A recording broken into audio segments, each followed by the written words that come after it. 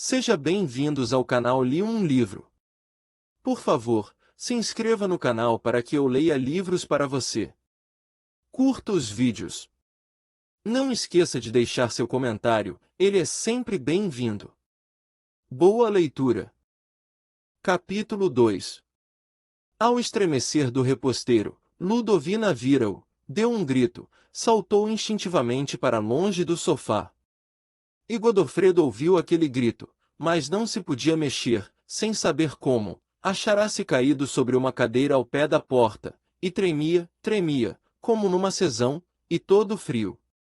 E, através do rumor de febre que lhe enchia a cabeça, o deixava sem ideias, ele sentia toda a atrapalhação que ia dentro na sala. Passos fortes pisavam o tapete, houve algumas palavras trocadas num sopro, e com angústia, depois o ferrolho da porta que dava para a escada correu, e depois um silêncio. Então, subitamente, a ideia que eles tinham fugido ambos restituiu-lhe bruscamente a força, um furor apoderou-se dele, de um salto arremessou-se para dentro da sala. Mas tropeçou numa pele de raposa que ornava o limiar, foi-se estatelar ridiculamente sobre o tapete, quando se ergueu, furioso, com os punhos cerrados, o reposteiro da porta da escada balançava-se, à margem, e a escada desenrolava-se, sob a luz da clarabóia, solitária, com o seu grande ar de decência. Então, alucinado, precipitou-se para a janela. Pela rua fora, a passadas de côvado, afastava-se o machado, com o seu guarda-sol na mão. Onde estava ela então? Quando se voltou, no meio da sala, estava a Margarida, espantada, com o seu cartucho de bolos na mão. Onde está ela? Gritou o Godofredo. Ao princípio a criatura não compreendeu, mas, subitamente, deixou cair o cartucho, levou o avental à cara, rompeu a chorar. Ele repeliu-a, quase a atirou para o chão, correu à cozinha. Com a porta fechada, cantando alto para o saguão, e escamando seu peixe, a cozinheira não ouvirá nada, não sabia nada.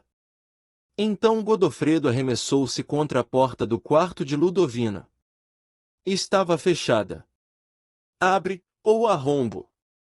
Não houve resposta. Ele colou a orelha à madeira, vinha de dentro como um vago soluçar, um confuso sopro de angústia e de terror. Abre, ou arrombo, gritou ele, com uma punhada à porta, como se fosse já sobre o corpo dela que batesse, todo com ideias de sangue e de morte. Então uma voz aflita disse de dentro, num grito de súplica, mas não me faças mal. Juro-te que te não faço mal. Abre, abre. A chave rangeu. Ele precipitou-se enquanto Ludovina, no seu grande penteador branco, se refugiava por trás da cama, apertando as mãos, com os olhos arregalados de pavor e cheios de lágrimas. E então, diante daquela mulher que chorava, ele ficou com a garganta estrangulada, sem obter uma palavra, dardejando-lhe um olhar de louco, e quase chorando também. Então ela deu 2 passos lentos para ele, com os braços abertos, tremendo-lhe a voz, tremendo ela toda, gritou por entre as lágrimas: ó Godofredo, pela tua saúde, perdoa, eu não tinha feito mal nenhum, e era só a primeira vez. E ele com a garganta estrangulada articulava apenas com os dentes cerrados: a primeira vez, a primeira vez. A sua cólera subia, fez explosão, num berro. E que fosse a primeira, que tem fosse a primeira. E então com quem, infame? E com quem? O que eu devia era matar-te. Vai, vai-te embora, sai daqui, deixa-me, criatura. Vai-te, vai-te. Ela saiu, num choro desesperado. Então voltando-se, ele viu à porta do corredor a cozinheira, que olhava, curiosa, com o olho aceso, e mais na sombra do corredor, inquieta, e encolhida, mas espreitando também, a Margarida. Que faz você mexer aqui? Gritou ele. Já para a cozinha. Se há aqui um pio vai tudo para a rua. E atirou com a porta, ficou passeando furiosamente no quarto, onde o grande leito, com as 2 travesseirinhas unidas, ostentava a sua brancura. E através do sangue que lhe fervia na cabeça, as suas ideias fixavam-se, decidia-se a bater-se com o machado, num duelo de morte, e a ela, mandá-la para a casa do pai. Pensou também num convento. Mas pareceu-lhe mais digno ir simplesmente restituí-la ao pai. E apenas mediu, pesou, fixou estas duas resoluções, a sua grande cólera acalmou-se.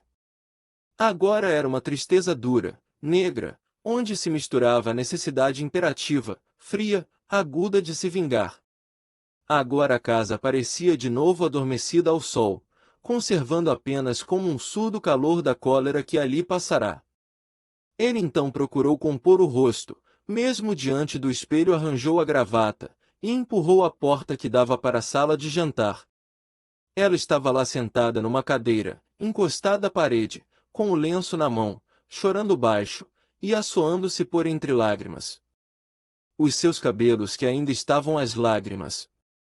Os seus belos cabelos que ainda estavam metidos numa rede vermelha, e o chambre que se desapertara, deixava ver um bocadinho de renda de camisa, uma vaga brancura de seio.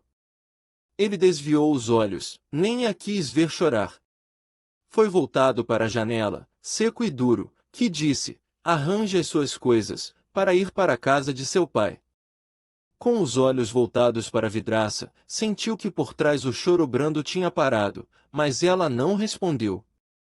Ele esperou ainda, uma súplica, um grito de amizade, uma palavra de arrependimento. Ouvia-a apenas assoar-se.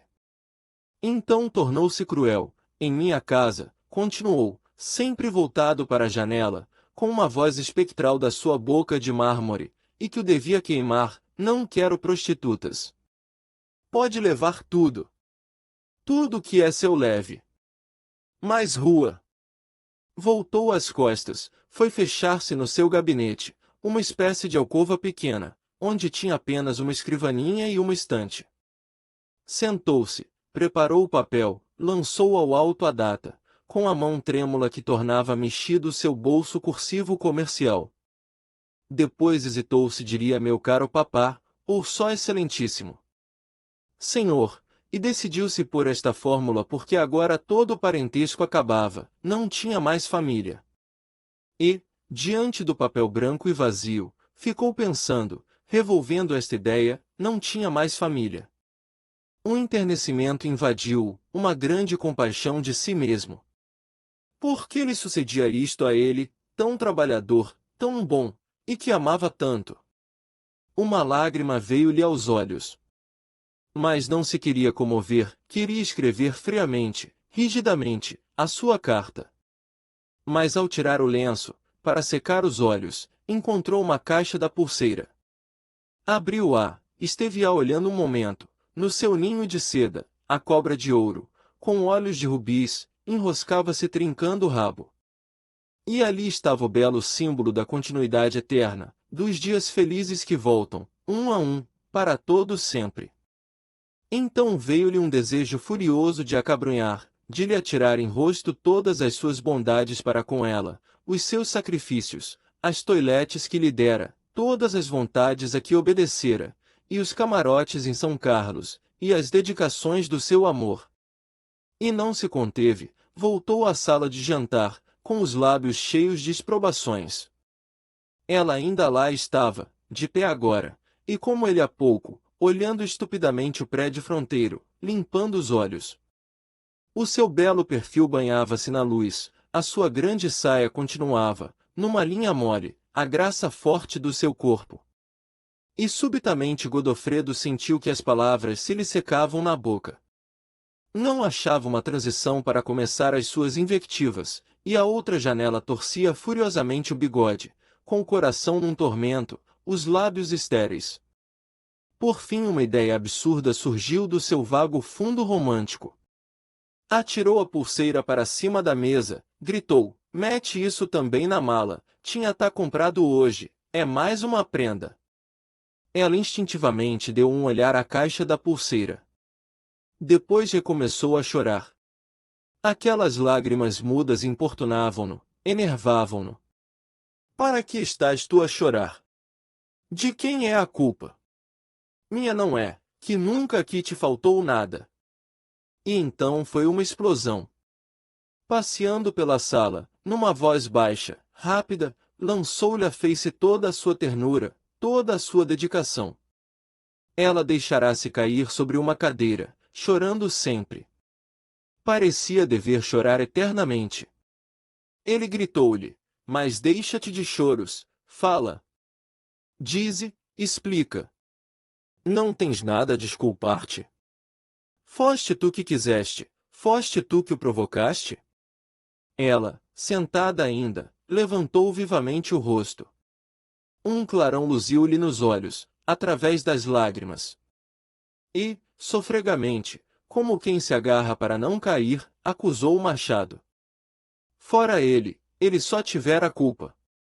Aquilo começara havia 4 meses, quando ele tinha deixado a de Maria.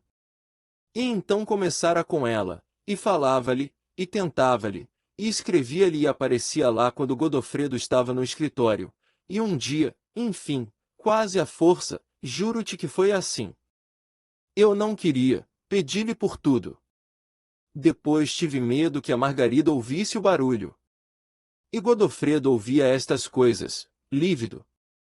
Deixa ver as cartas dele, disse por fim, com uma voz que mal se ouvia.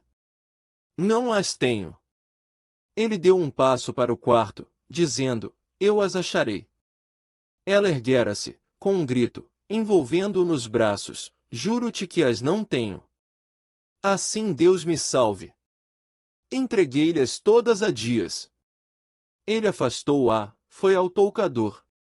Justamente o molho de chaves estava sobre o mármore, entre os frascos.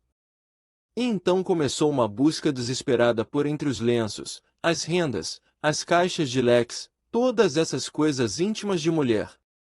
Ela, por vezes, tomava-lhe o braço, jurava-lhe que não tinha cartas. Ele tranquilamente afastava-a, continuava, devastando as gavetas. Um leque de marfim quebrara-se ao cair, um rosário de contas com a sua cruz jazia no chão. E já lhe parecia que ela falava a verdade, quando viu o maço de cartas, apertado com uma fita de seda, e expondo-se estupidamente à sua vista, desde o princípio, entre 2 escovas. Arrebatou, desapertou, não eram cartas dele, eram cartas dela. A primeira que abriu começava, meu anjo. Então tranquilamente meteu-as no bolso. Voltou-se para ela, que ficará prostrada à borda do leito, disse, arranje-se, para ir hoje mesmo. Voltou ao gabinete. E aí uma por uma leu as cartas. Não havia nada mais imbecil, era a perpétua repetição de frases empoladas, e feitas, meu anjo adorado, por que não fez Deus que nos encontrássemos há mais tempo? Meu amor, pensas tu naquela que daria vida por ti? E mesmo isto, ai, quem me dera ter um filho teu, e a cada frase lhe caía no coração, como uma pancada surda, que o devastava. Então, vivamente, e quase rasgando o papel com a pena, escreveu a carta ao sogro, 4 palavras simples, que encontrara sua mulher com um homem, e desejava que ele a viesse buscar, e a recolhesse. Senão ele polaria de todo modo fora de casa, como uma meretriz, indiferente ao destino que ela tomasse. E num post-scriptum acrescentava que ia sair das 5 às 7, e lhe pedia que aproveitasse essa ausência dele para vir buscar sua filha. Depois meteu a carta no bolso, abotoou-a sobre casaca, passou a manga pela seda do chapéu e saiu. Na escada encontrou um rapaz, de avental branco com um cesto na mão. É aqui que mora o Sr. Alves? Era o empadão, o fiambre, o queijo da serra, todas as coisas boas que lhe comprará. Uma onda de tristeza afogou-lhe o coração. Teve de se segurar a rampa, para não desfalecer, o rapaz olhava-o espantado. É de casa do Mata?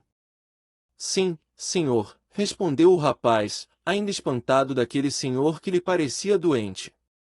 Godofredo murmurou, sobe, bate em cima. E ficou a escutar, ouviu o rapaz tocar, a porta abrir-se, depois a voz da Margarida dizer para dentro, é um rapaz que traz uma empada, minha senhora. Ele desceu as escadas, 4 a 4, mas embaixo, como dominado pela decência grave da escada, procurou calmar-se, abotoou a sobrecasaca, passou as mãos pela face, preparando-se para passar diante dos seus vizinhos, naquele ar que o fazia estimado e respeitado. Obrigado por me deixar ler o livro para você. Siga o canal Li um Livro, para que eu continue lendo livros para você. Foi um prazer, até a próxima leitura juntos. Não esqueça de deixar seu comentário, ele é sempre bem-vindo. Até breve.